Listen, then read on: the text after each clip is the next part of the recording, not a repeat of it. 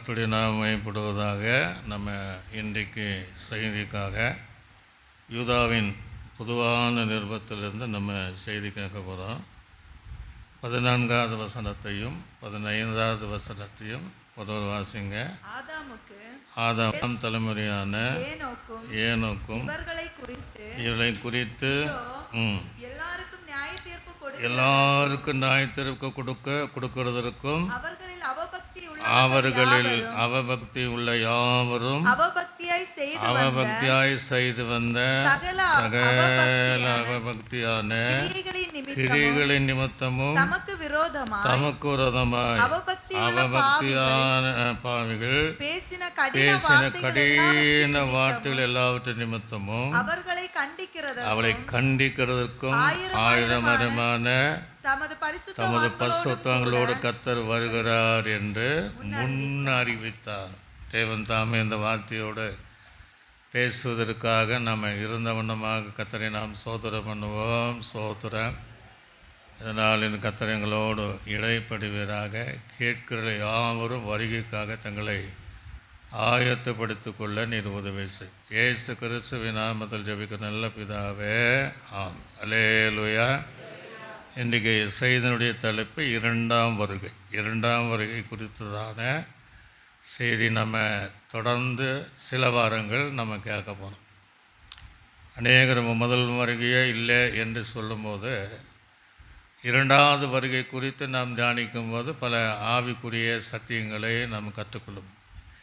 இது எப்படி தியானிக்கிறோம் அப்படின்னா, புதிய காலங்கள் அல்ல, பழைய ஏற்பாட்டு பரிசுத்தவான்கள் ஆண்டுடைய இரண்டாவது வருகை குறித்து எப்படியெல்லாம் தீர்க்க தரிசனம் உரைத்திருக்கிறார்கள் என்பதை குறித்து அவங்க, அதாவது பழைய ஏற்பாட்டு பரிசுத்தவான்கள் அப்போ எவ்வளவுக்கு அதிகமாக நம்ம வருகைக்காக நம்ம ஆயத்தப்படுத்தணும் என்பதை நாம் அதில் தெளிவடைந்து நாம் அதில் வளர்ந்து ஆண்டுடைய வருகைக்காக கடைசி நாட்களிலும் எது நம்மை வஞ்சிக்க நேரிட்டாலும் அந்த வஞ்சகமான வலையில் விழாதபடிக்கு தேவராஜ்யத்துக்கு நம்ம இப்படிப்பட்ட செய்திகளை கேட்டு நம்மை தகுதிப்படுத்தி கொள்ள வேண்டும். ஒரு அலேச்சுங்களே லூயா, சத்தமாதா சொல்லுங்களே லூயா. இங்கே நீங்கள் பார்த்தீங்கன்னா பழைய ஏற்பாட்டு காலத்தினுடைய ஒரு பரிசுத்தவான், அந்த பரிசுத்தவானுடைய பேர் பார்த்தீங்கன்னா என்ன பேர்? ஏனோக்கு. அல்லேலூயா லூயா. ஏனோக்கு இந்த ரெண்டாவது வருகை குறித்துதான சத்தியத்தை அந்த பகுதியில் யூதா தன் பொதுவான நிருபத்தில் அதை ஏனோக்கு சொன்ன தீர்க்க தரிசன வசனம் தான் இந்த வசனம். இந்த வசனம் நிறைவேறவில்லை. இந்த வசனம் நிறைவேற போகிற நாட்கள் வரும். அல்லேலூயா. இதை நாம் சரியாக அவங்கள அந்த நாட்களிலே அந்த ரெண்டாவது வருகை குறித்து எழுதுகிறாங்கன்னா, இந்த புதிய ஏற்பாட்டு காலத்தில் எவ்வளவாய் அந்த வருகைக்குரிய சத்தியத்தை நாம் அறிந்து கொள்ள வேண்டும் என்கிற சிந்தனை நமக்கு உண்டாகும். இதை ஏனோக்கோ அப்படி நீங்கள் பார்த்தீங்கன்னா அவனுக்கு நிறைய பெயர்கள் மூல பாஷையில் அங்கே சொல்லப்பட்டிருக்குது. ஏனோக்கோ என்று சொன்னால் அவனுக்கு தீட்சை பெற்றவன். இது புறஜாதிகள் பயன்படுத்துகிற ஒரு வார்த்தை. அப்படின்னா அருள் பெற்றவன் அல்லது பாக்கியம் பெற்றவன் அல்லது கிருபை பெற்றவன். ஒரு அலேச்சுங்களேலுயா. வருகைகளை எடுத்துக்கொள்ள வேண்டுமென்றால் வரம் பெற்றிருக்குவேன், கிருபை பெற்றிருக்குவேன். ஆக ஏனோக்கு தன்னுடைய மூல பாஷையில் தீட்சை என்கிற அந்த பேருக்கு பெற்றவன். ரெண்டாவது அவனுடைய மூல பாஷையில் ஒழுங்குபடுத்தப்பட்டவன். ஒரு சொல்லலே லூயா, கையில் சொல்லலே லூயா. ஒழுங்குபடுத்தப்பட்டவன். இப்போ ஆவிக்குரிய வாழ்க்கை என்பது ஏனோதானம் என்று வாடுகிற வாழ்க்கை அல்ல. எல்லா ஒழுங்கும் கிரமமாய் நடக்கும். ஒழுங்குள்ள பிள்ளைகளாக இருக்கும். வீட்டில் சொல்வான் ஒழுங்காக இருந்துடும் அப்படின்பா. பசங்களை என்ன சொல்லுவான்? ஒழுங்கு. ஆக ஏனோக்கு என்று சொன்னால் அவன் ஒழுங்குபடுத்தப்பட்டவன். அப்போ நீங்களும் நானும் கர்த்தருடைய வரிகளை எடுத்துக்கொள்ளப்பட வேண்டும் என்றால் ஆவிக்குரிய வாழ்க்கையில் நம்ம ஒழுங்காக இருக்கணும். அல்லேலூயா, சத்தமாக சொல்லுங்க அல்லேலூயா. சிலரை பார்த்தீங்கன்னா ஆவிக்குரியவர்களுக்கு அவங்களுக்கு சம்பந்தம் இல்லாமல் வார்த்தையானாலும் நடக்கையாமல் இருக்குது. அதில் நம்ம ஒழுங்குள்ளவளாக இருக்க இந்த ஏனோக்கை போல நாம் இருக்க வேண்டும். மூன்றாவது அவனை குறித்து பார்க்கும்போது பிரதிஷ்டை செய்யப்பட்டவன். அல்லேலூயா. என்ன செய்யப்பட்டவன்? பிரதிஷ்டை. ஒரு வீடு நம்ம பிரதிஷ்டை பண்ணுறோன்னா யாருக்காக பிரதிஷ்டை பண்ணுறோம்? அந்த வீட்டுக்காரங்களுக்காக, தங்குவதற்காக என்ன செய்கிறோம்? பிரதிஷ்டை பண்ணுறோம். ஒரு அல்லேலூயா. ஆலயத்தை பிரதிஷ்டை பண்ணுறோன்னு எதற்கு?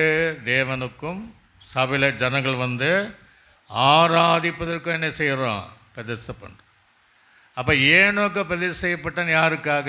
தேவனுக்காக பிரதிஷ்டை செய்யப்பட்டவன். ஒரு அல்லேலூயா. அப்போ நீங்களும் நானும் ரெண்டாம் வருகைக்கு முன்பாக ஒரு வருகை இருக்குல்ல, அந்த வருகைக்கு நம்ம போகணுன்னா நீங்களும் நானும் பிரதிஷ்டை செய்யப்பட்டவளாக இருக்க வேண்டும். அல்லேலூயா. படைப்பட பரிசுத்தவான்களே எத்தனையோ பேர் அந்த பிரதிஷ்டை பண்ணவங்க இருக்கிறாங்க. நீங்களும் நானும் அந்த அனுபவங்களில் நாம் இருக்க வேண்டும். இன்னும் பார்த்திங்கன்னா இவனை குறித்த மூல பாஷையில் தனி பயிற்சியாக கற்பித்தல் என்று எழுதப்பட்டது. தனி பயிற்சியாக. என்ன தனி பயிற்சி? குடும்பம் அவனுக்கு இருந்துச்சு, ஆனாலும் தனிநபராக தேவனோடு நடப்பதை பழகி கொண்டான். அல்லேலூயா. அவன் தேவனோடு என்ன செய்தானா? நடந்தான். ஆக அந்த பழக்கத்தை ஏற்படுத்தி கொண்டான். அப்போ ஏனோக்கும் மூலம் கற்றுக்கொள்வது என்னென்னா, நீங்களும் நானும் எப்போது தேவனோடு இருக்க வேண்டும். ஒரு அல்லேலூயா. சத்தமாக சொல்லுங்களேலூயா. யாரோடு இருக்க வேண்டும்? தேவனோடு. அல்ல தேவன் நம்மோட இருக்கும். அந்த அனுபவத்தை அவன் கற்றுத்தருகிறான். அதனால தான் ரெண்டாவது வருகை குறித்து பேசினவன் எடுத்துக்கொள்ளப்பட்டான். ஒரு அல்லேலூயா. சத்தமாக சொல்லுங்களேலூயா. இன்னும் நீங்கள் அவனை குறித்து நிறைய காரியங்கள் மூல பாஷையில் சொல்லப்பட்டிருக்கு. அவன் ஒரு ஆசான் அப்படின்னு சொல்லியிருக்கு. இந்த குமரி மாவட்டத்தில் அந்த பாஷையை பயன்படுத்துவாங்க. ஆசான்கிட்ட போகணும். ஆசான் என்றால் வர்மக்கலை படைத்தவன். பல காரணம் அவங்ககிட்ட போனால் அவன் எல்லாவற்றையும். அப்போ ஆசான் என்றது என்னன்னா, எல்லா வருகைக்குரிய சத்தியத்தை அறிந்த ஆசானாக இருந்தான். அல்லேலூயா. சத்தமாக சொல்லுங்களேலூயா. இன்னொரு மூலபதத்தில் குரு என்று எழுதப்பட்டது. ஒரு சிஷியன் தேறுகிறவன் குருவை போல என்ன செய்யறானா? இருக்கிறான். அப்படின்னா அவன் கொஞ்ச காலம் வாழ்ந்தாலும் சில இடங்களில் மாத்திரம் அந்த வசனங்கள் வாசித்தாலும் ஒரு ஆழமான சத்தியத்தை, தீர்க்க தரிசனத்தை சொல்லிவிட்டு தான் அவன் கடந்து போயிருக்கான். அல்லேலூயா. இன்னொரு காரியத்தை நீங்கள் சரியாக புரிந்து கொள்ள வேண்டும். அவன் சொன்ன அந்த தீர்க்க தரிசனம் ஒழிந்து போகலை, சொன்னவனும் மரித்து போகவில்லை. ஒரு அல்லேலூயா. அதை சொன்னவனும் ஏனோக்கி இன்றைக்கும் உயிரோடு இருக்கிறான் என்பதை அது. அவன் சாகலை. சாகாதவங்க பைபிளில் 2 பேர் இருக்கிறாங்க. ஒன்று எலியா, இன்னொன்று ஏனோக்கு. அப்போ ஏனோக்கு உரைத்த தீர்க்க தரிசனங்களும் சாகலை, உரைத்த ஏனோக்கும் இதுவரையும் உயிரோடு இருக்கிறான். ஒரு அல்லேலூயா. கைகளை தட்டி கர்த்தரை மகிமைப்படுத்துங்க பார்ப்போம். அவன்தான் இந்த ரெண்டாவது வருகை குறித்துதான காரியத்தை எதற்காக இயேசு வருகிறார். இதை எழுதின யாருன்னா, யார் எழுதுனா? யூதா எழுதுனா. இது பொதுவான நிருபம் என்று சொல்லப்படுகிறது. இந்த யூதா எந்த புத்தகத்தை வைத்து கற்றைதை எழுதினான்? எந்த புத்தகத்தை வைத்து கட்டினான்?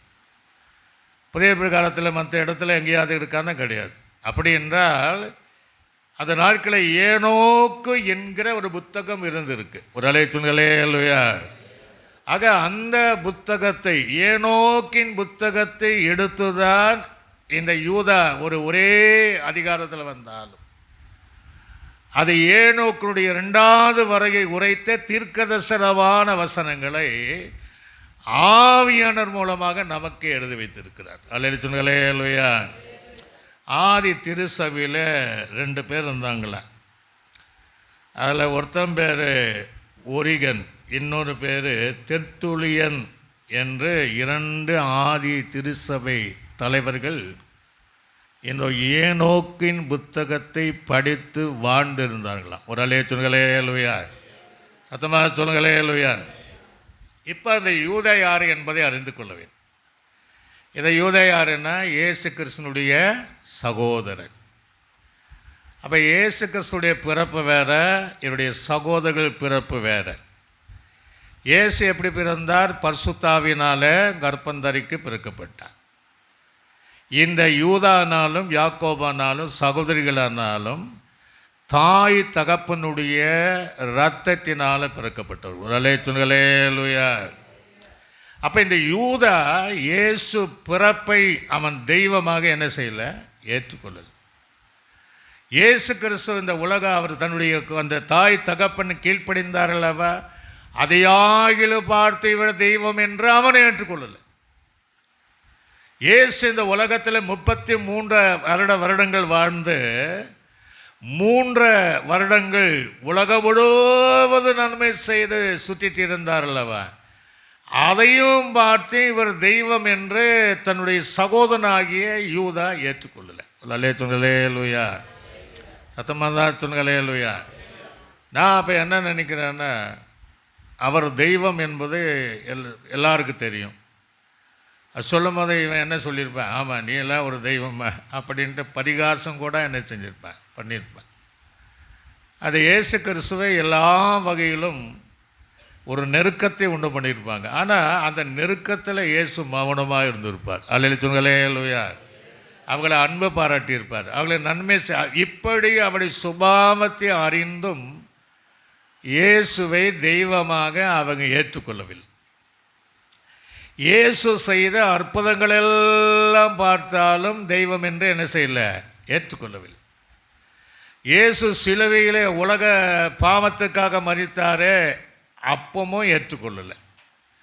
இயேசு மரித்து 3 நாள் கல்லறைக்குள்ளே அடக்கம் பண்ணப்பட்டிருந்தார், அப்பமும் தெய்வமாக என்ன செய்யலை? ஏற்றுக்கொள்ள. அல்லேலூயா. அப்போ எப்போ ஏற்றுக்கொண்டான்? இயேசு எப்போ 3ஆம் நாள் உயிர்த்தெழுந்தாரோ அன்று முதல் அவரை தெய்வமாக ஏற்றுக்கொண்டார். கைகளை தட்டி கத்தரை மகிழ்ந்து பார்ப்பான். அந்த யூதாவினுடைய பொதுவான நிருபத்தில் தான் இயேசு உயிர்த்தெழுந்ததை பின்பு அவரை தெய்வமாக ஏற்றுக்கொண்ட இந்த யூதா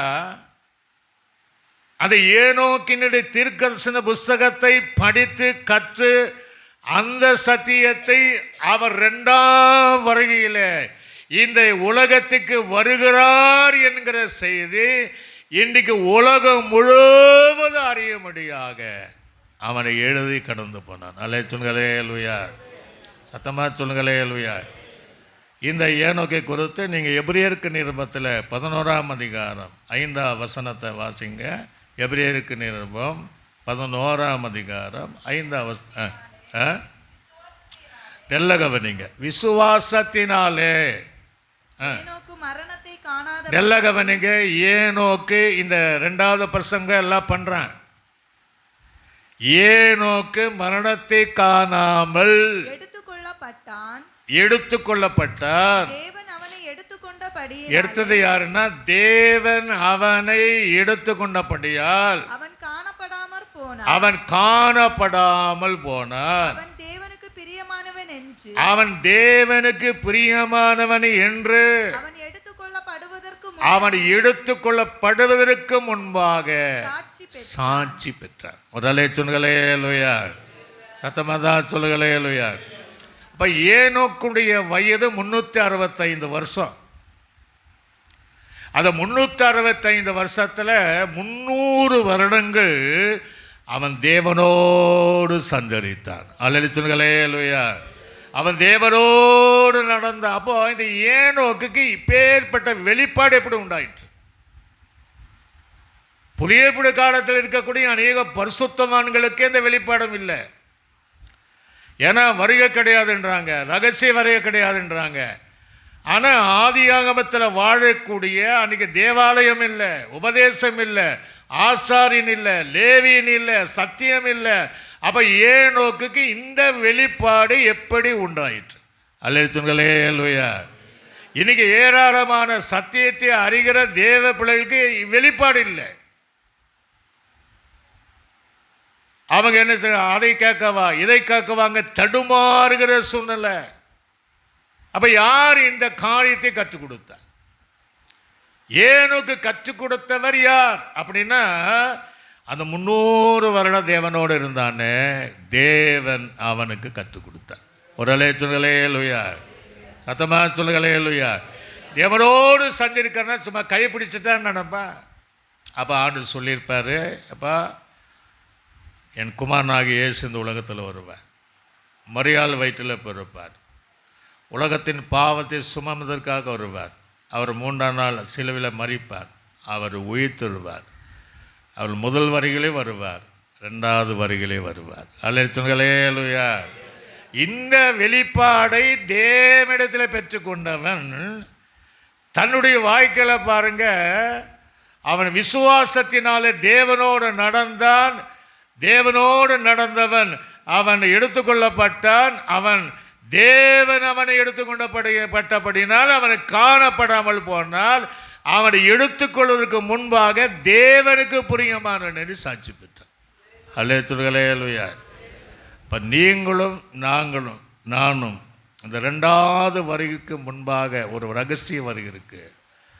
அந்த வரைக்கு நம்ம போகணும்னா, இந்த வரைக்கு முன்பாக கத்திடத்தில் சாட்சி பெற்றுக்கொள்ள வேண்டும். அல்லேலூயா, சத்தமா சொல்லுங்களேலூயா. நாம் சாட்சி சொல்வது வேற, நம்மை குறித்து மற்றவர்கள் சொல்கிற சாட்சி வேற. கர்த்தர் நம்மை குறித்து சாட்சி சொல்லணும். அல்லேலூயா. யோபு அழகா சொல்கிறார், என்னுடைய சாட்சி பரலோகத்தில் இருக்குது. அல்லேலூயா. இங்கே என்ன வேணாலும் நம்ம கதை விட்டுடலாம், ஆனால் நம்முடைய சாட்சி பரலோகத்தில் இருக்கிறது. ஒரு அல்லேலூயா. அப்படி சாட்சி பெற்றால்தான் ரகசிய வருகைக்கு நம்ம எடுத்துக்கொள்ளப்படும். இப்போ நல்லா நீங்கள் கவனிங்க, இந்த 2வது வருகைக்கு முன்பாக இன்னொரு வருகை 1வது வருகை நடைபெறும். அதற்கு பின்புதான் இந்த 2வது வருகை நடைபெறும். அல்லேலூயா. இப்போ இன்னொரு வசனத்தை கூட 2 தெசலோனிக்கேயர் 2ஆம் அதிகாரம் 2ஆம் அதிகாரம் 6ஆம் வசனத்தையும் அதில் 7, 8வது வசனத்தை வாசிங்க. நல்ல கவனிங்க, இதை என்னன்னு சொல்றேன் பாருங்க. அவன் தன் காலத்திலே வெளிப்படும்படிக்கு இப்பொழுது அவனை தடை செய்கிறது இன்னதென்று அறிந்திருக்கிறீர்களே. அக்கிரமத்தின் ரகசியம் இப்பொழுது கிரியை செய்கிறது, ஆனாலும் தடை செய்கிறவன் நடுவிலிருந்து நீக்கப்பட்டால் ஒழிய முன்னே அது வெளிப்படாது. அந்த அக்கிரமக்காரன் வெளிப்படுவான், அவன் தன் வாயின் சுவாசத்தினால் அழித்து தன்னுடைய வருகையின் பிரசன்னத்தினால நாசம் பண்ணுவார். இப்போ இந்த வருகைக்கு தடை செய்வது என்ன? தடை செய்வது யார்? அக்கிரமக்காரன் யார்? அவனுக்கு இன்னொரு பேர் கேட்டின் மகன், நிறைய பேருக்கு. அப்படின்னா இந்த 2வது வருகைக்கு முன்பாக அந்தி கிறிஸ்து வரணும். ஒரு அல்லேலூயா. அந்தி கிறிஸ்து வரணும். இந்த அந்தி கிறிஸ்து வராதபடி தடை செய்வது எது? அதான் சொல்கிறேன். தடை செய்கிறவன் நீக்கப்பட்டால் ஒழிய அந்த அக்கிரமக்காரன் என்ன செய்ய முடியாது, ஆனால் அந்த அக்கிரமத்தின் கிரியைகள் இந்த உலகத்தில். அந்தி கிறிஸ்து வேற, அந்த கிறிஸ்துக்கள் இப்படிதே இருக்கிறாங்க. ஒரு அல்லேலூயா. அவன் வரும்போது அவனை தலைவனாகத்தான் அந்த கிரியை இருக்கு. அவனை வெளிப்பட அவன் தடை செய்வது எது? இன்னைக்கு எல்லாம் நல்ல கவனிங்க, தேவனுடைய ஊழியத்தை செய்வதற்கு சில நேரங்களில் அதிகாரிகளே தடையாக இருப்பாங்க. இப்படி இந்த தடை செய்கிறவன் யார்? பலர் நம்ம என்ன நினைக்கிறோன்னா, பரிசுத்த ஆவியானவர் தடை செய்கிறார். ஒரு அல்லேலூயா. யார் வருவதற்கு?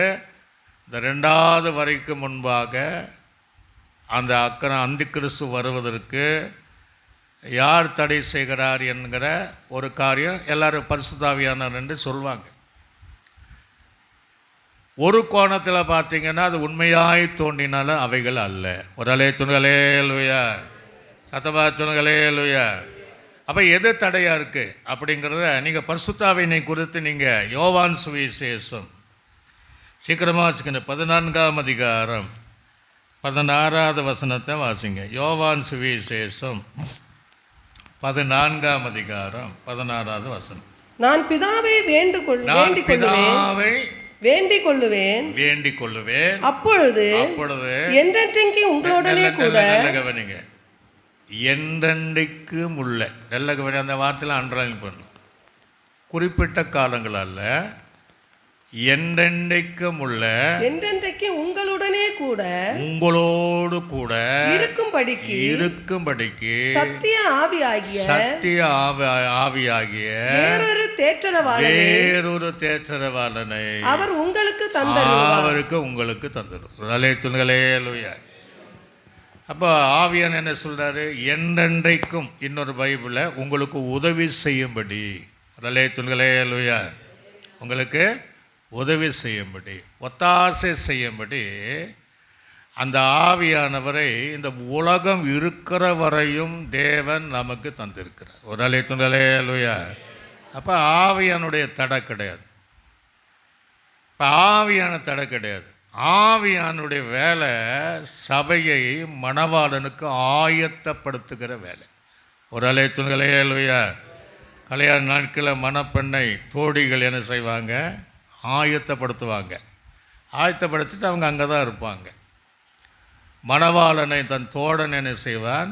ஆயத்தப்படுத்துவாங்க. அதே போல தான் பரிசுத்த ஆவியானவர் சபையை மணவாளனுக்கு மணவாட்டியாக ஆயத்தப்படுத்தி கொண்டிருக்கிறார். ஒரு அலேச்சுன்களேலுயா. ஆனால் அந்த மணவாட்டிக்காக 2000 வருஷமாக கை வேலை இல்லாத நித்திய ஒரு வாசஸ்தலத்தை நம்முடைய தேவன் அங்கே ஆயத்தப்படுத்தி கொண்டே இருக்கிறார். ஒரு அலேச்சுன்களேலுயா.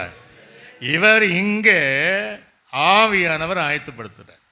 இதை நாம் சரியாக. அப்போ எது தடை அப்படின்னா, சபை அந்தி கிறிஸ்து அக்கிரமக்காரன் கேட்டின் மகன் வராதபடி, எல்லா சபை சொல்லலை, ஆவிக்குரிய சத்தியத்தின்படி வாடுகிற சபை அதற்கு தடை செய்கிறது. ஒரு அலைய சொல்லுங்களே இல்லையா.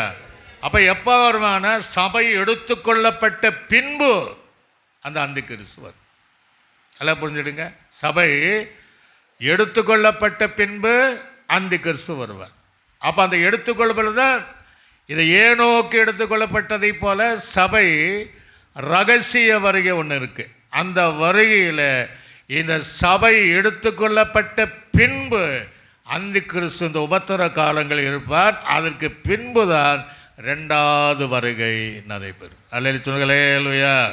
கையில் வச்சு சொல்லுங்க அல்லேலூயா. நல்ல கவனிங்க. இன்னும் சில வசனங்களை நான் வாசித்தால் உங்களுக்கு வெளிப்படுத்தல் விசேஷம் 12ஆம் அதிகாரம் 17ஆம் வசனத்தை நீங்கள் சீக்கிரமாக வாசிக்கணும். வெளிப்படுத்தல் அப்பொழுது வலு சர்ப்பமானது, நல்ல கவனிங்க, வலு சர்ப்பமானது ஸ்திரீயின் மேல் கோபம் கொண்டு, ஸ்திரீயின் மேல், ஸ்திரீ என்பது எல்லா இடத்துல சபை வரும், கோபம் கொண்டு தேவனுடைய கற்பனைகளை கை கொள்ளுகிறவர்களுக்கும். அப்போ நல்ல கவனிங்க, அந்த உபத்திர காலத்திலையும் தேவனுடைய கற்பனைகளை கை கொள்ளுகிற கூட்டம் இருக்கு. ஒரு அலேத்துயா. அப்போ பரிசுத்தாவின் அந்த கை கொள்ளுகிறவர்களும் இயேசு கிறிஸ்துவை குறித்து சாட்சியை உடையவர்களும் ஆகிய, இயேசு கிறிஸ்துவுடைய சாட்சி உடையவரும் ஆகிய அவளுடைய சந்ததியான மற்றவர்களுடனே யுத்தம் பண்ண போயிற்று. மற்றவர்களோடு யுத்தம் பண்ண போயிற்று. அப்போ நல்ல கவனிங்க, உபத்திர காலத்திலும் ரட்சிக்கப்பட்ட பிள்ளைகள் இருப்பார்கள். முதலே சொல்லுங்களேயா. அப்படின்னா உபத்திர காலங்களில் ரட்சிக்கப்படுவார்கள். அதுதான் அனுபவம். இப்போ சபை என்பது என்ன அப்படின்னா, ரட்சிக்கப்படுற கூட்டம்தான் சபை. ஒரு அலே சொல்லுங்களேயா. ரட்சிக்கப்பட்டுள்ளே அனுதினமும் தேவன் சபையில், எக்லூசியா என்கிற மூலப்பதத்திற்கு சபை. அந்த சபையை சார்ந்த ஜனங்களை எடுத்துக்கொள்ளப்பட்ட பின்பு இந்த அந்தி கிறிஸ்து வருவார். அதற்கு பின்பு இந்த 2வது வருகை வரும். ஒரு அலே சொல்லுங்களே லூயா, சத்தமா சொல்லுங்களே லூயா. அப்போ அந்த வெளிப்படுத்தல் விசேஷத்தில் கூட வசனத்தை கை கொள்ளுகிறவர்கள் இயேசு கிறிஸ்துவை கூட சாட்சி சொல்கள் அன்றைக்கி அங்கே இருக்கத்தான் செய்கிறாங்க. இங்கே இன்னொரு வசனத்தை கூட நீங்கள் வாசிக்கும் போது இன்னும் நமக்கு தெளிவாக இருக்கும். வெளிப்படுத்தல் விசேஷம் 19ஆம் அதிகாரம் 10ஆம் வசனத்தை வாசிங்க. அப்பொழுது அவனை வணங்கும்படி அவனுடைய பாதத்தில் விழுந்தேன். யோவான் தரிசன பாதத்தில் விழுந்து அவன் என்னை நோக்கி இப்படி செய்யாதபடி பார், உன்னோடும் இயேசுவை குறித்து சாட்சியிட்ட உன் சகோதரனுடன் கூட நானும் ஒரு ஊழியக்காரன். தேவனை தொழுதுகொள். இயேசுவை பற்றின சாட்சி தீர்க்க தரிசனத்தில் ஆவியா இருக்கிறது என்றார். தீர்க்க தரிசனுடைய ஆவியா இருக்கிறது. ஒரு அலே சொல்லுங்களே. அப்போ அந்த நாளிலும் ஆவியானவர் கிரியை செய்வார். தீர்க்க தரிசனத்தினுடைய ஆவியா இருக்கிறது. ஆக சபையை எடுத்துக்கொள்ளப்படணும். சபை ஆயத்தமானதான் எடுத்துக்கொள்ளப்படும். சபை எடுத்துக்கொள்ளப்பட்ட பின்பு 7 வருடங்கள் அந்திகிறிஸ்துனுடைய ஆட்சி நடைபெறும், உபத்திர காலம். அதற்கு பின்பு 2வது வருகை நடைபெறும். ஒரு அலே சொல்லுங்களே லூயா. நீங்கள் சகரியாவினுடைய புஸ்தகத்தில் 12ஆம் அதிகாரம் 1ஆம் வசனத்தை கூட வாசிங்க. இன்னொருவர் 13:1 எடுத்து வைத்துக் கொள்ளுங்கள். சகரியாவின் புஸ்தகம் 12ஆம் அதிகாரம் 1ஆம் வசனத்தை வாசிங்க. இஸ்ரவேலை குறித்து ஏன்னா கடைசி நாள் தான் இஸ்ரவேல் தான் அந்த உபத்திர காலத்தில் இருப்பாங்க. இஸ்ரவேலை குறித்து கர்த்தர் சொன்ன வார்த்தையின் பாரம் வானங்களை விரித்து பூமியை அஸ்திபாரப்படுத்தி மனுஷனுடைய ஆவியை அவர்களுக்குள் உண்டாக்குகிற கர்த்தர் சொல்லுகிறது என்னவென்றால் இதோ சுற்றிலும் இருக்கிற எல்லா ஜனங்களுக்கும் நான் எருசலேமை தத்தளிப்பின் பாத்திரமாக்குகிறேன். அப்போ மனுஷனுக்குள்ளே ஆவி உண்டு பண்ணுகிற, இஸ்ரவேல் ஜனங்களுக்குள்ளாக தன்னுடைய ஆவியை ஊற்றுகிற அந்த நாட்களில் ஆவியானவர் இருப்பார் என்பதை இதன் மூலம் அது ஒரு அலேச்சுகளே இல்லையா. 13:1 கூட அடுத்த வசனம் 12:1 வாசிங்க பாருங்க. சகரியாவின் புஸ்தகம் 13:1. அந்நாளிலே பாவத்தையும் அழுகையும், அதான் ரட்சிப்பு, அந்த நாள்ல ரட்சிக்கப்படுவாங்க. கடைசி பாவத்தையும் அழுகையும் நீக்க தாவீதின் குடும்பத்தாருக்கு எருசலேமின் குடிகளுக்கு திறக்கப்பட்ட ஒரு ஊற்று உண்டாருக்கு. ஒரு அலே சொல்லுங்களே இல்லையா. ஊற்று என்பது ஆவியானவர் தான்.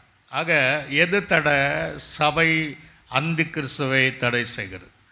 சபையை எடுத்துக்கொள்ள ஏனோக்கு வந்து மீண்டு வருவேன். ஏன்னா மாம்சமும் ரத்தமும் பரலோக ராஜ்யத்தில் பிரவேசிப்பது இல்லை. ஆனால் கர்த்தரை எங்கே வைத்திருக்கிறாருன்னா அவருக்கு தான் தெரியும். ஒரு சுழலே அலுவையா. உபதியா சொல்லும் போது எலியாவுக்கிட்ட, ஐயோ நான் கர்த்தருக்கு பயப்படுறேன், 100 திருக்கதர்சியை நான் கபில வச்சிருக்கிறேன் அப்படின்னு சொல்வேன்.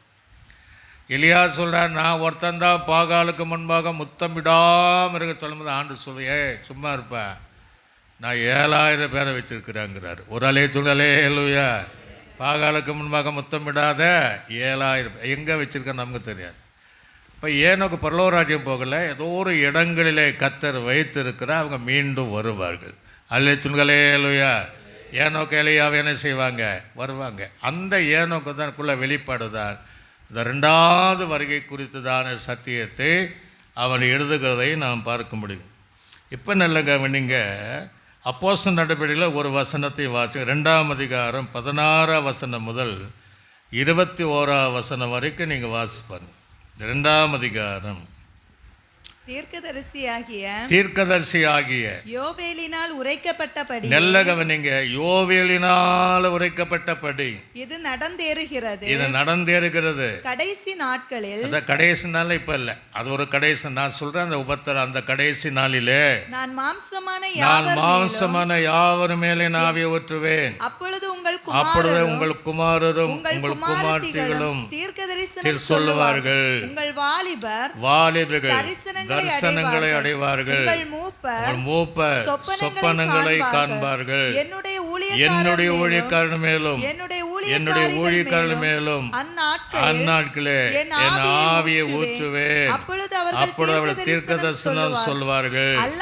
அல்லாமலும் உயரே வானத்திலும் அற்புதங்களையும் தாழ பூமியிலும் இரத்தம் அக்கினி புகைக்காடாகிய அதிசயங்களை காட்டுவேன். கர்த்தருடைய பெரிதும் பிரகாசமான நாள், அந்த இரண்டாவது வரை நாள் வரும்போது சூரியன் இருளாகவும் சந்திரன் இரத்தமாக மாறும். அப்பொழுது கர்த்தருடைய நாமத்தை தொழுதுகளை எவனோ அவன் ரட்சிக்கப்படுவான் என்று ஒரு அலை சொல்களே. அல்லேலூயா.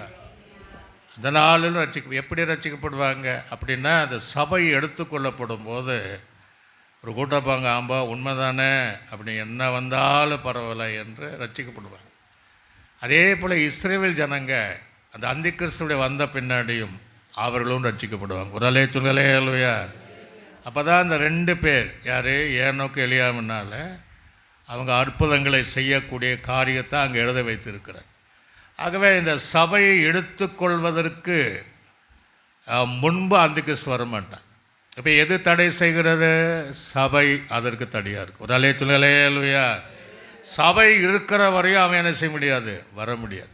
சபை எண்ணிக்கை எடுத்துக்கொள்ளப்படுகிறதோ உடனே அந்த நிமிஷத்தில் அடுத்தது அந்தி கிறிஸ்துடைய ஆட்சி தான் இந்த உலகத்தில் நடைபெறும் என்பதை நாம் அறிந்து கொள்ளும். இப்போ யூதாவின் புஸ்தகத்தில் நீங்கள் வாசித்து பார்த்தா அதே நீங்கள் 14-15 எதற்கு வருகிறார் 2வது வருகையில் வாசிங்க.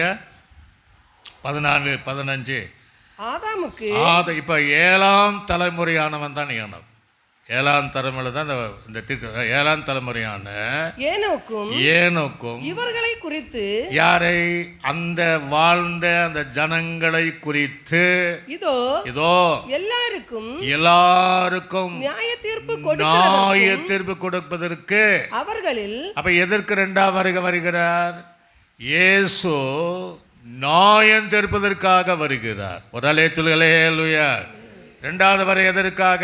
நியாயம் தீர்ப்பதற்காக. இல்லை, ஒரு சின்ன காரியத்தை சொல்லி மட்டும் உங்களுக்கு புரிய முடியாக. இயேசு இந்த உலகத்தில் வந்த சந்தர்ப்பங்கள் நிறைய இருக்குது. அதையெல்லாம் சொல்லலை. நாம் சத்தியத்தை அறிந்து கொள்ள முடியாது. முதல் தடவை இயேசு இந்த உலகத்தில் வந்தார். எங்கே? பூமிக்கு வந்தார். ஏதனுக்கு வரல, பூமிக்கு வந்தார். பூமிக்கு வந்து தன்னுடைய சாயலாய் மண்ணை எடுத்து ரூபமாய் படித்து மனிதனையும் மனுஷியும் உண்டாக்கி ஏதேனிலே கொண்டு போய் வைத்தார். ஒரு அலே சொல்களே. அல்லேலூயா. ஆக முதல் பூமிக்கு வந்த நோக்கம் தன்னை போல மனுகுலத்தை சிருஷ்டிப்பதற்காக வந்தார்.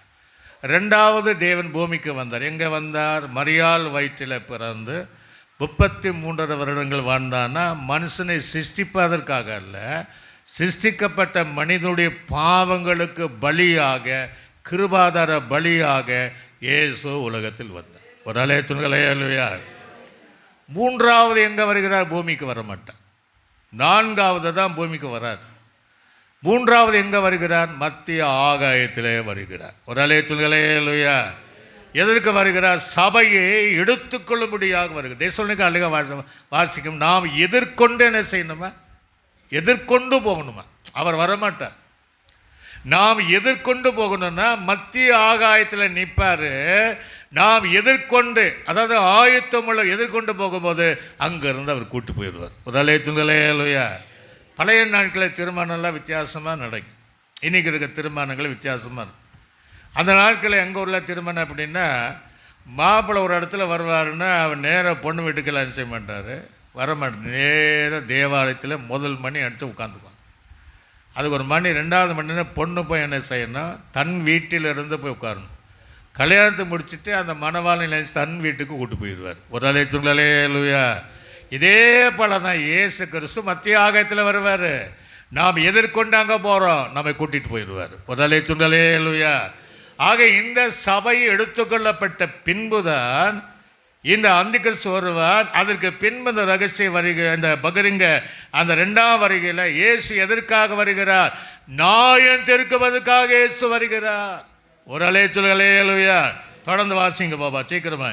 நியாய தீர்ப்பு கொடுக்கிறதற்கும் நியாய தீர்ப்பை கொடுப்பதற்கும் அவர்களில் அவபக்தி உள்ளவர்கள் யாரை நியாயத்திற்கிற அவபக்தி உள்ளவர்களை அவபக்தியாய் செய்து வந்த சகல அவபக்தியான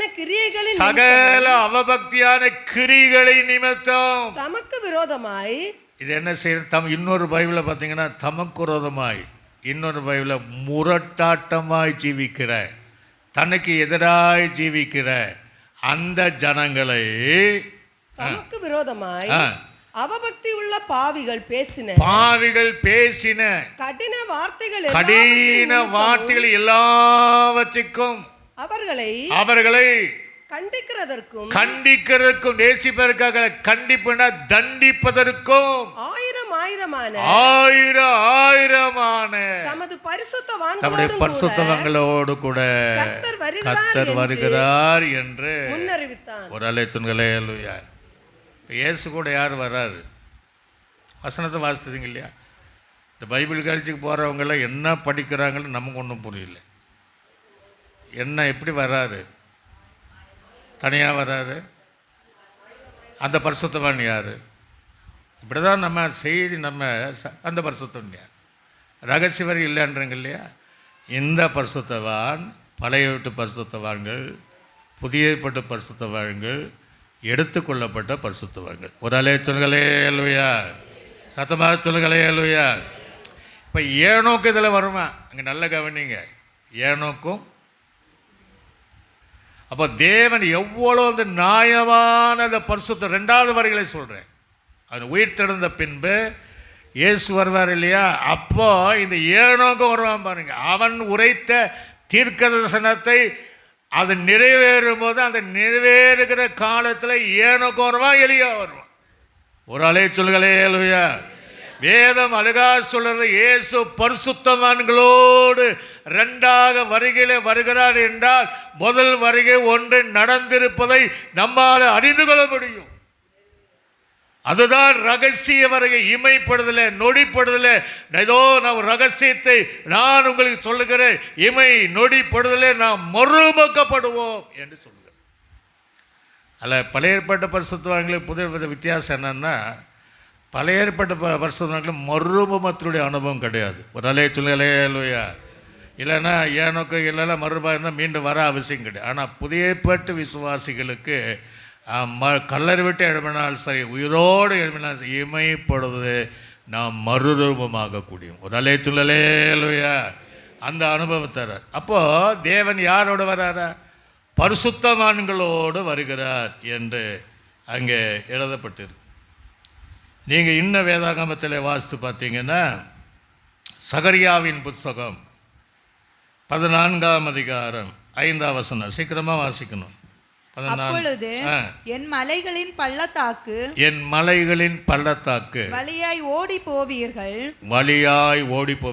மலைகளின் பள்ளத்தாக்கு ஆக்சால் மட்டும் போகும். நீங்கள் யூதாவின் ராஜாவாகிய உசியாவின் நாட்களில் பூமி அதிர்ச்சிக்கு தப்பி ஓடி போனது ஓடினது. இந்த இரண்டாவது வருகிற தப்பி ஓடினதை போல ஓடி போவீர்கள். என் தேவனாகிய கர்த்தர் வருவார். தேவரீரோட எல்லா பரிசுத்தவான்களும் வருவார். ஒரு அலைச்சொல்களே அல்லேலூயா. இவ்வளோ தெளிவாக பழைய ஏற்பாட்டிலும் புதிய ஏற்பாட்டிலும் எல்லா பரிசுத்தவான்களும் அவரோடு வருவார். எடுத்துக்கொள்ளப்பட்ட பரிசுத்தவான்கள், பழைய ஏற்பாட்டு பரிசுத்தவான்கள், புதிய ஏற்பாட்டு காலத்தில் பரிசுத்தவான்கள் எல்லாரும் அவரோடு வருவார்கள் என்பதை வேதம் தெளிவாக சொல்லுகிறது. ஒரு அலைச்சொல்களே அல்லேலூயா.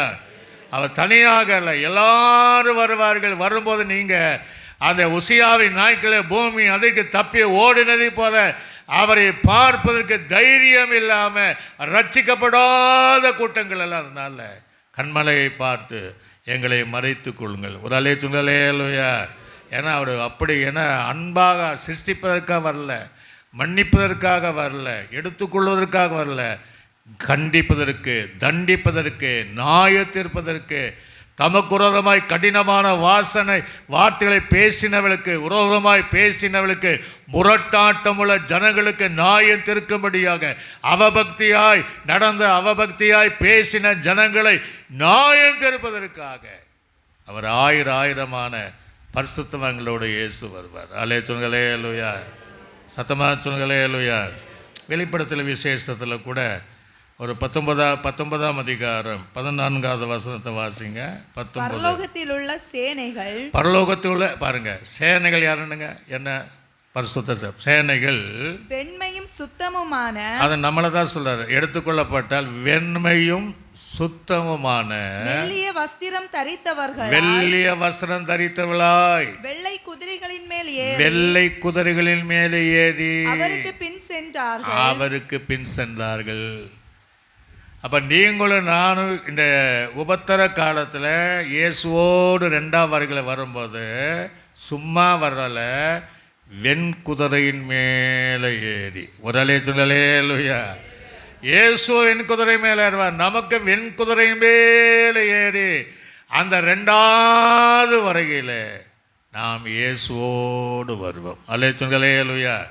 அப்போ அந்த 2ஆவது வருகையில் எங்கே தான் வருவார்னா பூமிக்கு வருவார். எங்கே வருவார்? ஒளிவ மலையிலே வருவார். ஒரு அல்லேலூயா. அது தெளிவாக நம்ம சித்தமானால் வருகிற காலங்களை அதை நம்ம பார்ப்போம். 2வது, யார் இயேசுவோடு வருகிறார்? இன்னும் யார் வர்றார்? தூதர்களும் வருகிறார்கள். 2 தெசலோனிக்கேயர் 1ஆம் அதிகாரம் 7ஆம் வசனம் முதல் 10ஆம் வசனம் வரைக்கும் வாசிங்க. தேவனை அறியாதவர்களும் நம்முடைய கர்த்தராகிய இயேசு கிறிஸ்துவின் சுவிசேஷத்திற்கு கீழ்ப்படியாதவர்களுக்கும் நீதியுள்ள ஆக்கினையை செலுத்தும்படிக்கு, நீதியுள்ள அங்க அதே யூதா சொல்றதான், நீதியுள்ள ஆக்கினை செலுத்தும்படிக்கு கர்த்தராகிய இயேசு தமது வல்லமையின் தூதரோடும், நம்முடைய வல்லம் இப்ப யார் வர்றார்? அடுத்தது வல்லமையுள்ள தூதர்களோடும், ஜுவாலித்து எரிகிற அக்கினியோடும் வானத்திலிருந்து வெளிப்படுவார். அப்படியாகும்.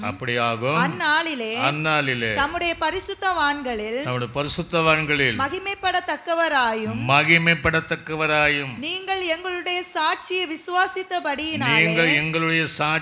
விசுவாசித்தபடியால் உங்களிடத்திலும் விசுவாசிக்கிறவர்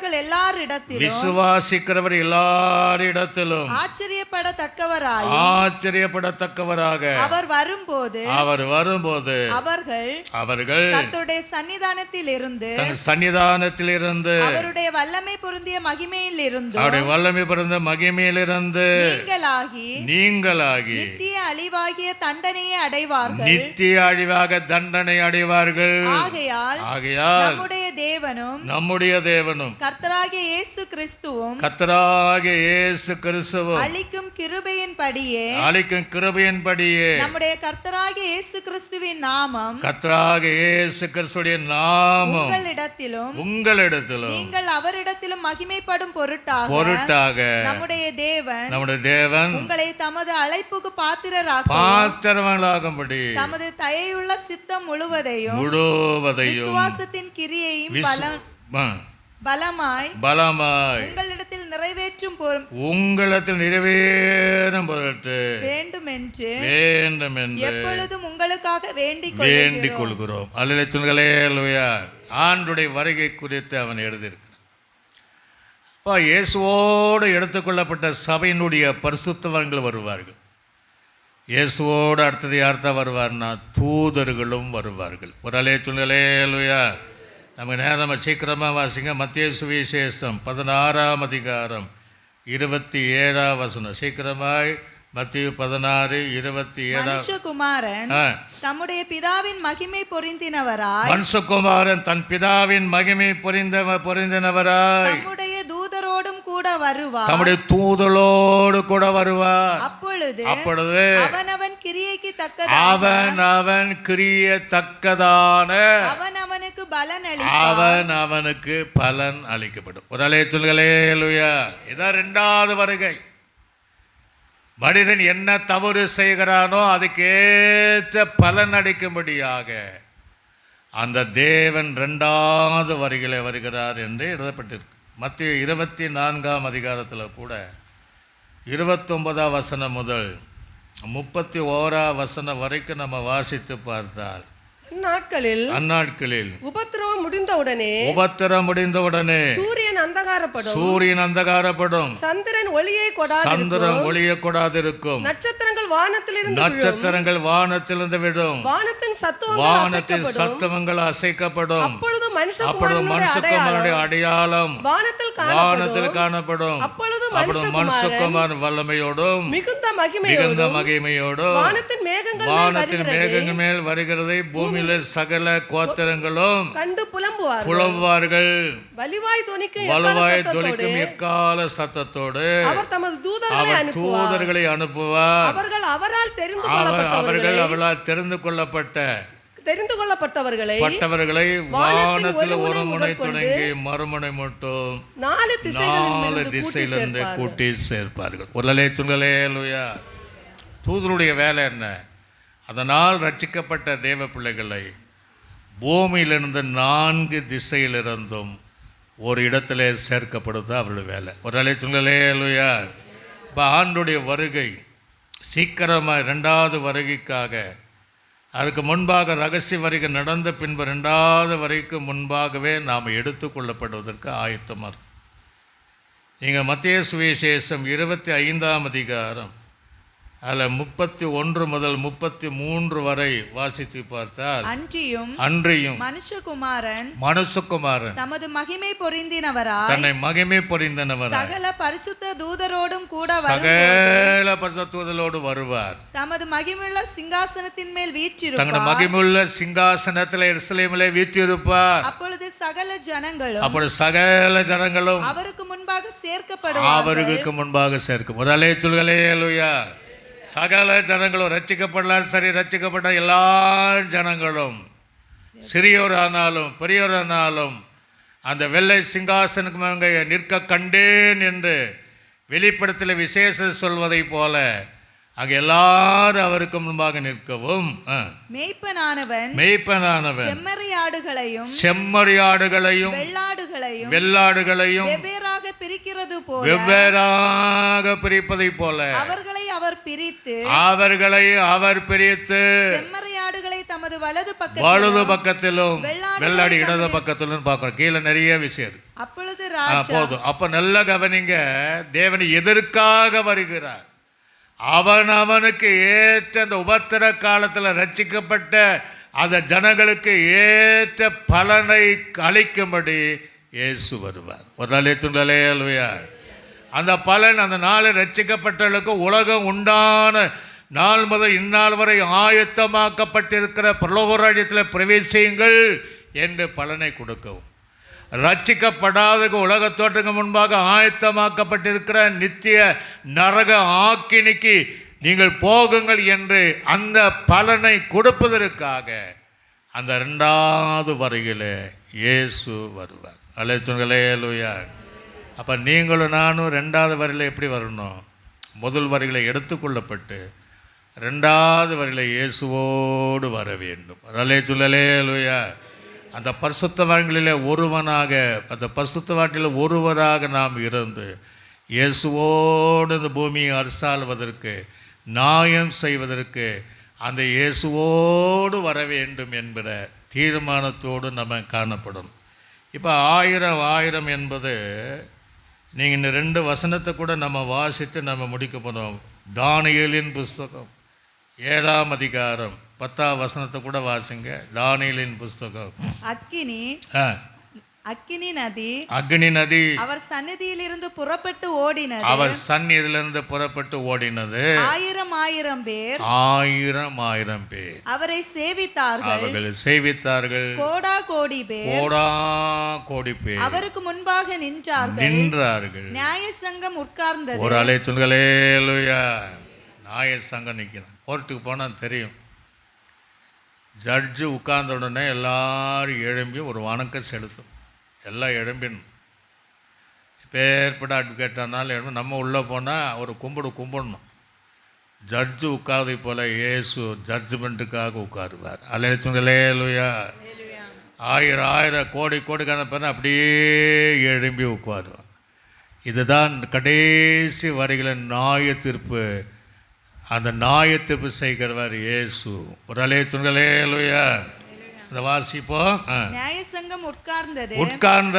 புத்தகங்கள் திறக்கப்பட்டது. அப்பொழுது நான் பார்த்தேன். பார்த்து கொண்டிருந்தேன். போதும். அப்ப என்னன்னா, அந்த புஸ்தகத்தில் எழுதப்பட்டபடியே வெளிப்படுத்தல் விசேஷத்தில் இருக்கு. நியாய தீர்ப்பு செய்யும்படியாக இயேசு 2ஆம் வருகையில இந்த உலகத்தில் பகிரங்கமாய் வருகிறார். ஒரு அலேலுயா. எல்லாரும் பார்க்கத்தக்க வருகிறார். வெளிப்பட 1ஆம் அதிகாரத்தில் எழுதப்படுகிறது. எல்லாரும் கண்கள் காண வருகிறார். ஆனா ரகசிய வருகை அப்படி இருக்காது. எல்லாரும் கண்கள் அல்ல, தேவனுடைய பிள்ளைகளுக்கு மாத்திரம் அந்த சத்தம் கேட்கும். அவர்கள் எழும்பி போவார்கள். அல்லேலூயா. ஆனால் 2ஆம் வருகையில எல்லாரும் அறியத்தக்க இயேசு பகிரங்கமான வருகை என்று சொல்லும். அந்த வருகையில் இயேசு வருவார். நீங்கள் வெளிப்படுத்தல் விசேஷம் 5ஆம் அதிகாரம் அதில் 11 கூட அப்படி வாசித்து அப்படியே நான் முடிப்பு போகிறோம். 5:11. பின்னும் நான் பார்த்தபோது சிங்காசனத்தையும் ஜீவன்களையும் மூப்பர்களையும் சூழ்ந்திருந்த அநேக தூதர்களுடைய சத்தத்தை கேட்டு அவருடைய இலக்கம் 10,000 இருந்தது. அல்லேலூயா சொல்லுங்களே. அல்லேலூயா. சத்தமா சொல்லுங்களே. அல்லேலூயா. அப்போ சும்மா சாதாரணம் கிடையாது. 1000 அல்ல, 1000 கோடி தூதர்களோடு, வல்லமையான தூதர்களோடு, பரிசுத்தவான்களோடு இயேசு 2வது வருகையில் அவர் வருகிறார் என்பதை ஏனோக்கு தன் காலத்தில் தீர்க்கதரிசனமாய் உரைக்கப்பட்ட வார்த்தை. அந்த யூதா பொதுவான நரம்பத்தில் இயேசு உயிர்த்தெழுந்த பின்பு தெய்வமாக ஏற்றுக்கொண்டு அவர் சாட்சியாக எழுதுகிற வசனத்தின்படி இயேசு சீக்கிரமாய் வருகிறார். அல்லேலூயா சொல்லுங்களே. அல்லேலூயா. அப்படியே கண்களை மூடினுள்ளாக நாம் எழும்பி நின்று, ஆண்டவரே, சபை எடுத்துக்கொள்ளப்படும் போது நானும் அதில் இருக்கணும்ப்பா. 2வது வருகையில் நான் இருக்கக்கூடாது. நியாயம் தீர்க்கப்படுகிற இடத்துல நான் இருக்கக்கூடாது. இந்த பிரகாரமாக நீ தேவனை சந்திக்க நீ ஆயத்தப்படுங்கிற பைபிளில் ஏராளமான காரியம் இருக்குது. தொடர்ந்து பழைய ஏற்பாட்டு காலத்துடைய பரிசுத்தவான்களுடைய தீர்க்க தரிசனத்தை குறித்து தொடர்ந்து நான் தானே. ஏனோக்கு இன்னும் உயிரோடு இருக்கிறார். ஏனோக்குடைய தீர்க்க தரிசனங்கள் இன்னும் மறைக்கலை. அதை நிறைவேற போகிறது. அதை நிறைவேற வேண்டும் என்றால் சபை எடுத்துக்கொள்ளப்படணும். சபை எடுத்துக்கொள்ளப்பட்டால் அந்தி கிறிஸ்து வெளிப்படுவார். உபத்திர காலத்திற்குள்ளாக ஜனங்கள் ரட்சிக்கப்படுவார்கள். அதற்கு பின்பு இயேசு 2வது வருகையில் வருகிறார். தேவ பிள்ளையை, நீ முதல் வருகையிலே சந்திக்க உன் ஜீவியத்தை நீ சோதித்துப்பார். அவருக்கு ஏனோக்கு எடுத்துக்கொள்ளப்படுவதற்கு முன்பாகவே அவன் சாட்சி பெற்றான். தேவனால் சாட்சி பெற்றவர்களாக நாம் இருக்கிறோமா என்பதை உணர்ந்து அப்படியே நம்முடைய வாய்களை திறந்து கொஞ்ச நேரம் சோதனை பண்ணி ரீபாலாபார் இன்னும் அதிகமாக நம்ம பழையப்படு காலத்திலேருந்து இந்த வருகை குறித்து நம்ம தியானிக்க போகிறோம். ஓ ரீபாலாபார் சந்தபார க்ளோரி டு காட். அவர் பரிசுத்தவான்களோடு வருகிறார். அவர் தூதலோடு வருகிறார். அவர்கள் வெண்குதிரையின் மேல் ஏறி உலாவுகிறதை போல இந்த பூமியிலே அவர்கள் நியாயம் தீர்ப்பதற்காக இயேசு வருகிறார். மனிதனை சிருஷ்டிப்பதற்காகவோ, சிருஷ்டிக்கப்பட்ட மனிதனுடைய பாவத்தை மன்னிக்க பலியாகவோ அல்ல, அல்லது சபை எடுத்துக்கொள்ளப்பட்டபடி எடுத்துக்கொள்ளப்படுவதற்காக வருவது இல்லை. கண்டிப்பதற்கு, நியாயம் தீர்ப்பதற்கு, அவன் செய்த பாவத்துக்கு ஏற்ற பலனை கொடுப்பதற்காக. எல்லாம் கொண்டேற கைகளை தட்டி ஆண்டவரை மகிமைப்படுத்தி, ஓ ரீகாலபரபலப சந்தபர க்ளோரி. நன்றி தகப்பனே. ஒரு அபிஷேகம் இந்த ஜனத்தின் மேலே இறங்கணும். இங்கே நிற்கிறவர்கள் சபையை எடுத்துக்கொள்ளப்படும் போது அந்த இடங்களில் இருந்த 2வது வருகையில உங்களோடு வருவது எங்களை நீ தகுதிப்படுத்துவதற்காக ஸ்தோத்திரம். கேட்கிற தேவ பிள்ளையே, நீ எங்கிருந்தாலும் இந்த சத்தியத்திற்கு நான் அர்ப்பணித்து விடு. முதலாவது வருகைக்கு நீ உன்னை ஆயத்தப்படுத்திக்கொள். வசனத்தின்படி வாழ உன்னை அர்ப்பணி. இன்றைக்கே தேவன் உன்னோடு இருந்து அந்த ரட்சிப்பின் அனுபவத்திற்குள்ளாக அவனை நடத்த போதுமானவராயிருக்கு. எல்லாரும் பிதாவாகி தேவனை நாம் சோதரம் பண்ணுவோம். சோதரம் சோதரம் கர்த்தராக இயேசு கிறிஸ்துவை நாம் சோதரம் பண்ணுவோம். சோதரம் நம்மை ஆற்றி தேற்றி வழிநடத்தின பரிசுத்த ஆவியானவரை நாம் சோதரம் பண்ணுவோம். நல்ல ஆண்டவரே நன்றி செலுத்துகிறோம். இரண்டாவது வருகை என்று பழைய ஏற்பாட்டு காலத்தில் தீர்க்கதரிசனம் உரைத்தது யார் யார் என்று இன்றைக்கு ஏனோக்கினுடைய வாய்க்கிலிருந்து தீர்க்கதரிசனம் உரைத்த பொதுவான யூதாவின் நிருபத்தில் கர்த்தர் எங்களோடு கூட இடைப்பட்டு அதற்கு ஆயுசு. இன்னும் பழைய ஏற்பாட்டு காலங்களில் ஆண்டவரே இயேசுவை பார்க்கலை, இயேசுவின் பிறப்பை பார்க்கலை, இயேசுடைய மரணத்தை பார்க்கலை, இயேசுடைய உயிர்த்தெழுதலையும் பார்க்கலை. அவங்க எப்படி ஆணித்தரமாக அந்த வெளிப்பாட்டை பெற்றுக்கொண்டார்களோ நாங்கள் அந்த வெளிப்பாட்டை பெற்றுக்கொள்ள நீர் உதவி செய்வதற்காக ஜெபிக்கும். சபை விழிப்போடு இருக்க நீர் அனுக்கிரகம் செய்கிறார். வீடுகள் சேர்கள் சமாதான தேவங்களோடு கூட நடந்து கடந்து செல்வீராக. கேட்கிற யாவரும் ரட்சிப்பின் அனுபவங்களை கொண்டு வர உதவி செய். இயேசுவின் நாமத்தில் ஜெபிக்க நல்ல பிதாவே. நாத்துமாவே கத்து என் முழு உலமே பரிசுத்த நாமத்தை என் ஆத்துமாவே அவர் செய்த சகல மங்களும் மறவாதே. ஆமென். கர்த்தராகிய கிருபையும் பிதாவாகி தேவனுடைய அன்பும் பரிசுத்த ஆவியானுடைய அந்நிய ஐக்கியம் சந்தோஷ சமாதானம் அனைவரோடும் சகல பரிசுத்தவங்களோடும் ஆண்டவராக இயேசு கிறிஸ்து வருகை வரைந்த சதா காலம் என்று நம்மோடு கூட இருப்பதாக. ஆமென். அல்லேலூயா அல்லேலூயா அல்லேலூயா. கர்த்தர் உங்களை யாவரையும் ஆசீர்வதிப்பாராக.